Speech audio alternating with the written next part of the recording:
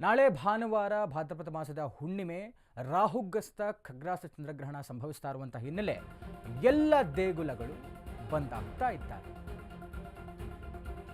ನಾಳೆ ರಾತ್ರಿ ಸಂಭವಿಸ್ತಾ ಇರುವಂತಹ ಖಗ್ರಾಸ ರಾಹುಗ್ರಸ್ತ ಚಂದ್ರಗ್ರಹಣ ಬೆಂಗಳೂರಿನ ಬಹುತೇಕ ದೇವಾಲಯಗಳು ಮುಚ್ಚಿರುತ್ತವೆ.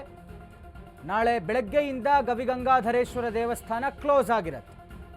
ಶಿವನಿಗೆ ಅಭಿಷೇಕ ಮಾಡಿ ಬೆಳಗ್ಗೆ 11 ಗಂಟೆಗೆ ದೇವಸ್ಥಾನ ಬಂದಾಗತ್ತೆ. ಸೋಮವಾರ ಮುಂಜಾನೆ ಶುದ್ಧಿ ಕಾರ್ಯದ ಬಳಿಕ ಎಲ್ಲ ದೇಗುಲಗಳು ಓಪನ್ ಆಗ್ತವೆ. ನಾಳೆ ರಾತ್ರಿ 9:57ರಿಂದ 1:26ರವರೆಗೆ ಸಂಭವಿಸುವಂತಹ ಚಂದ್ರಗ್ರಹಣ ಖಗ್ರಾಸ ರಾಹುಗ್ರಸ್ತ ಚಂದ್ರಗ್ರಹಣ ನಾಳೆ.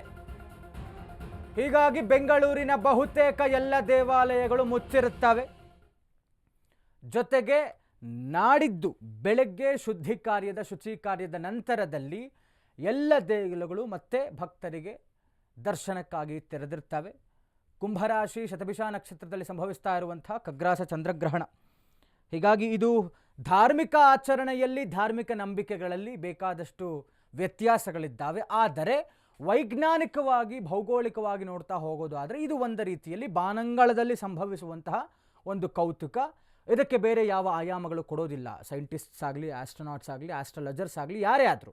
ಬಟ್ ಇದು ಧಾರ್ಮಿಕವಾಗಿ ನೋಡ್ತಾ ಹೋಗೋದು ಅಂತಾದಾಗ ಇದು ರಾಶಿ ನಕ್ಷತ್ರಗಳ ಮೇಲೆ ಬೀರುವಂತಹ ಪರಿಣಾಮ ಇರಬಹುದು, ಈ ವಿಚಾರವಾಗಿ ದೇಗುಲಗಳ ದರ್ಶನ ಇರಬಹುದು, ದಾನಗಳಿರಬಹುದು, ಇದೆಲ್ಲವೂ ಕೂಡ ಕೌಂಟ್ ಆಗ್ತಾ ಹೋಗುತ್ತೆ. ಈ ವಿಚಾರವಾಗಿ ಎಲ್ಲವೂ ಕೂಡ ನಮ್ಮದೇ ವಾಹಿನಿಯಲ್ಲೂ ಕೂಡ ನಿಮಗೆ ವಿಶೇಷವಾದಂಥ ಕಾರ್ಯಕ್ರಮ ಕೂಡ ಪ್ರಸಾರ ಆಗುತ್ತೆ. ಅದನ್ನು ಕೂಡ ತಾವು ನೋಡಬಹುದು. ಬಟ್ ನಾಳೆಯಿಂದ ಬೆಳಗ್ಗೆಯಿಂದಲೇ ಬೆಂಗಳೂರಿನಲ್ಲಿ ಯಾವುದೇ ದೇವಸ್ಥಾನಗಳು ತೆರೆದಿರುವುದಿಲ್ಲ ದರ್ಶನಕ್ಕಾಗಿ. ಎಲ್ಲವೂ ಕೂಡ ಸೋಮವಾರ ಬೆಳಗ್ಗೆ ಶುಚಿ ಕಾರ್ಯದ ನಂತರದಲ್ಲಿ ಎಲ್ಲರಿಗೂ ಕೂಡ ದರ್ಶನದ ಅವಕಾಶ ಮಾಡಿಕೊಡಲಾಗುತ್ತೆ.